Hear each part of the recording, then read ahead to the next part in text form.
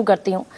इतना बड़ा चुनाव है, छूटना एक भी वोटर नहीं चाहिए, ये कॉन्स्टिट्यूशन कहता है, और कॉन्स्टिट्यूशन ने ये मैंडेट दिया है इलेक्शन कमीशन ऑफ इंडिया को। यहाँ 14 लाख लोग छूट रहे हैं, ये सवाल जायज बनता है? ये कैसा इलेक्शन कमीशन ऑफ इंडिया करवाता दिख रहा है? Is this a fair election? इससे ज्यादा कोई और सवाल है ही नहीं। आर्टिकल 326 सारे वोटर्स को, एडल्ट वोटर्स को राइट देता है कि आप वोट करें, और आर्टिकल 326 जो है उसका सीधा लेना देना आर्टिकल 19 से है, जो आपको फ्रीडम ऑफ स्पीच देता है, बोलने की आज़ादी देता है। तो आर्टिकल 19 का फायदा उठाते हुए जो राइट हमको कॉन्स्टिट्यूशन ने दिया है, ये कहा जा सकता है कि ये फ्री एंड फेयर नहीं दिख रहा है। मैं कुछ क्रोनोलॉजी सामने रख देता हूं, आपने बहुत डिटेल में बता दिया, इसलिए मैं उसको I will cut it short. SIR शुरू हुआ, इसके पहले बिहार से लेकर बाकी तमाम जगह, उत्तर प्रदेश से लेकर सब जगह, कहीं भी ये लॉजिकल डिस्क्रिपेंसी, इस शब्द का इस्तेमाल इसके पहले भी कभी नहीं हुआ था, आज भी कभी नहीं हुआ, आज तक नहीं हुआ। इसको हिंदी में कहते हैं तार्किक विसंगति। जो तर्क से परे लगता है, तार्किक विसंगति। 27 लाख लोगों के नाम फाइनली काट दिए गए, जिनको ये अधिकार दिया गया कि आप ट्रिब्यूनल जा सकते हैं। उसमें से 14,28,000 के आसपास वोटर्स पहले चरण में मतदान करेंगे, करना था उनको, उनका राइट था, वो नहीं कर पाएंगे। 139 जोड़े गए हैं, जो सूत्रों के हवाले से खबर है, ये भी ऑफिशियल नहीं है। इन 27 लाख लोगों में कहा जा रहा है कि 66% जो है वो माइनॉरिटीज हैं, वो मुस्लिम हैं, और मुस्लिम किसके वोटर हैं? तो वो जाहिर तौर पे बीजेपी के पक्ष में वोट नहीं करते। तो इसलिए सवाल उठता है कि आखिर ऐसे 27 लाख वोटर ही चुने गए हैं, जानबूझकर चुने गए क्या? अब जबकि ये तय किया गया कि ट्रिब्यूनल फाइनली फैसला देगा, ये फैसला आया मार्च 10 को। मार्च 10 को इसकी घोषणा ऐलान होता है ये, और अप्रैल 13 को ट्रिब्यूनल कॉन्स्टिट्यूट होता है।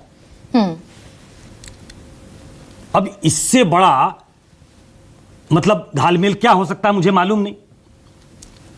ये इतना समय आपको लगा। ज्ञानेश कुमार प्रेस कॉन्फ्रेंस में यहां तक कि सुप्रीम कोर्ट ऑफ इंडिया के सामने बाकायदा कहता हुआ दिखाई दिया चुनाव आयोग की एक भी भारतीय नागरिक नहीं छूटेगा। SIR शुरू इस नाम पर हुआ, प्योरेस्ट लिस्ट बनेगी, purest as ever, genuine voter include होगा, इनजेन्युइन वोटर एक्सक्लूड हो जाएगा। मैं CEC और इलेक्शन कमीशन आयोग से आगे जाता हूं। आयोग के सामने जो सुनवाई हो रही थी उससे सैटिस्फाइड नहीं थी, एक बड़ा वर्ग सैटिस्फाइड नहीं था। हाँ। उसने सर्वोच्च अदालत का दरवाजा खटखटाया, और ये सब कुछ सर्वोच्च अदालत की निगरानी में हो रहा है। तो सुप्रीम कोर्ट से यह अपेक्षा की जाती थी कि वो कम से कम इसको फैसिलिटेट करेगा कि जितने लोग, जिनके पास ये आखिरी मौका है, वो उस मौके का इस्तेमाल कर सके, जो कि इस्तेमाल नहीं कर सके। भाई सुप्रीम कोर्ट ने अनुच्छेद 142 का इस्तेमाल कर लिया, जो उसके पास सबसे बड़ी ताकत है। सुप्रीम कोर्ट ने कह दिया 21 अप्रैल तक आप कम से कम जिनका निपटारा हो गया उनको जोड़ दो। ये भी अगर फॉलो करता हुआ या फुलफिल करता हुआ इलेक्शन कमीशन ऑफ इंडिया नहीं दिखा, वो भी आज पर्ची के हवाले से खबर आई 139 लोग, तो क्या करे फिर सुप्रीम कोर्ट? क्या करे? अगर सुप्रीम कोर्ट भी इस देश में कुछ नहीं कर सकता तो कौन करेगा? जिससे आखिरी उम्मीद है, मैं कह रहा हूं कि इलेक्शन कमीशन बायस्ड है, एक बहुत बड़ा वर्ग ये कह रहा है। मामला सुप्रीम कोर्ट पहुंचता है और सुप्रीम कोर्ट उसको फैसिलिटेट नहीं कर पाता, जिसका आदेश उसने खुद दिया है कि ट्रिब्यूनल इसका फैसला करे। जो आखिरी राइट हमको मिला है, वो अगर वो फैसिलिटेट नहीं कर पाता है तो कल को जो वोटर बच जाएंगे। और इलेक्शन कमीशन का आज से नहीं, बहुत जमाने से एक बहुत नारा रहा है कि एक भी वोटर छूटे ना। वोटर तो जोड़ने का काम इलेक्शन कमीशन का था, वोटर को इस तरीके से घटाने का नहीं था। इसी रोल पर अब इलेक्शन हो रहा है सुकेश, इसी रोल पर, इसी वोटर लिस्ट पर इलेक्शन हो रहा है। ये हम इलेक्शन कमीशन ऑफ इंडिया और सुप्रीम कोर्ट दोनों ने मिलकर एक बखेड़े की जड़ तैयार कर दी कि भाई ना हार वाला मानेगा कि हम हार गए, ना जीत वाला मानेगा हम जीत गए, तो फिर ये इलेक्शन हो ही क्यों रहा है? ये तो पोस्ट पोल जो सिनेरियो होगा वो तो होगा, लेकिन उसकी बीज जो है वो अभी बो दी गई है और इसीलिए कहा जाता है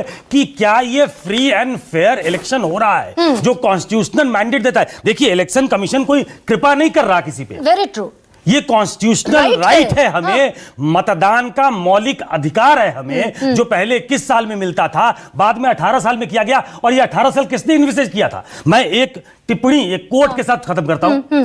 महात्मा गांधी पहले इलेक्शन के पहले वो चल बसे थे।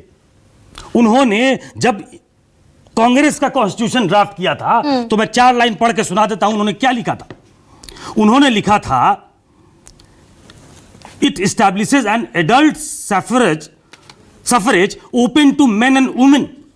We must aim at enlisting every adult member of our family.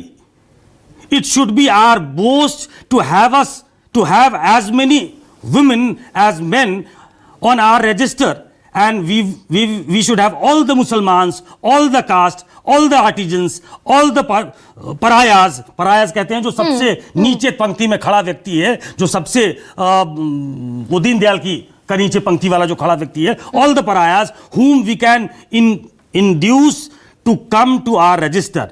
Then he confidently affirmed that it will then become a most democratic register of voters that the world can show. मतलब महात्मा गांधी ने उस वक्त सोचा था कि हम एक ऐसा वोटर लिस्ट बनाएंगे, एक ऐसा इलेक्टरल रोल बनाएंगे, एक ऐसा वोटर वर्ग पैदा करेंगे जिसको देखकर पूरी दुनिया ये सोचे कि हमने सभी जात, सभी धर्म, सभी समुदाय के लोगों को अपने उस इलेक्टरल रोल में जो सरकार बनाएंगे, चुनेंगे। ये महात्मा गांधी ने चूज किया नहीं, था। तो हम कहां पहुंचे? इस चुनाव में जितने भी हमारे भाई, हम डेमोक्रेसी, दुनिया की सबसे बड़ी लार्जेस्ट, सबसे बड़ी डेमोक्रेसी का जो एक तमगा पहनकर चलते हैं, सारे इदारों की जो साख है इस चुनाव में दांव पर लग गई क्या? इस सब एक्सपोज होकर खड़े हैं क्या? और मैं सुप्रीम कोर्ट को भी इसमें इंक्लूड कर रही हूं भाई। सुप्रीम कोर्ट, वो जॉय माल्या बागची का मुझे वो याद आ रहा है पासिंग रिमार्क कि इस बार चुनाव में वोट नहीं दिया तो क्या हुआ, अगले चुनाव में वोट कर देना। नहीं, ऑफ द कफ इस तरीके का रिमार्क जो है वो लोगों में जो एक विश्वास पैदा करता है सुप्रीम कोर्ट के प्रति, वो उसको कम करता है, वो इरोड करता है। ये इरोजन है, आप में जो विश्वास है उसका इरोजन है। और इसीलिए मैंने कहा कि election commission is to be blamed, लेकिन the buck stops at the supreme court in this case. इस केस में सुप्रीम कोर्ट को बताना पड़ेगा कि आखिर उसने ये मैं बार बार कह रहा हूं, ये फैसिलिटेट मतलब क्यों नहीं किया कि वो 27 लाख वोटर जो वोटर बन सकते थे वो बाहर कैसे हो गए? भाई, चुनाव की तारीखें आगे खिसकाई जा सकती थी इलेक्शन कमीशन ऑफ इंडिया को, जब तक इलेक्टोरल रोल पूरा नहीं हुआ, जब तक इलेक्टोरल रोल क्लीन नहीं है तो कॉन्स्टिट्यूशन मैंडेट नहीं देता है इलेक्शन कमीशन को कि आप चुनाव करा सकें। कि आप इलेक्शन की तारीखें घोषित कर दें। पर संजय,